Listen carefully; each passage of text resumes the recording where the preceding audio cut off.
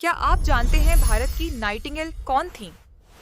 जी हाँ, सरोजिनी नायडू, एक ऐसी महिला जिनकी कविताएं आजादी की लड़ाई की धड़कन बन गई थीं। 1879 में हैदराबाद में जन्मी सरोजिनी नायडू बचपन से ही विलक्षण प्रतिभा की धनी थीं।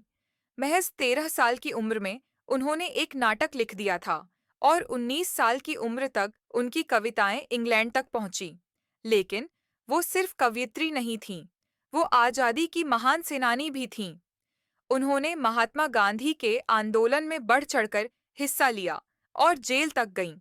इतना ही नहीं, सरोजिनी नायडू भारतीय राष्ट्रीय कांग्रेस की पहली महिला अध्यक्ष और बाद में उत्तर प्रदेश की पहली महिला राज्यपाल बनी। उनकी कविताओं में भारत की संस्कृति, प्रेम और स्वतंत्रता की गूंज सुनाई देती है। वो हमें ये सिखाती हैं, शब्द भी हथियार जितने ताकतवर हो सकते हैं। सरोजिनी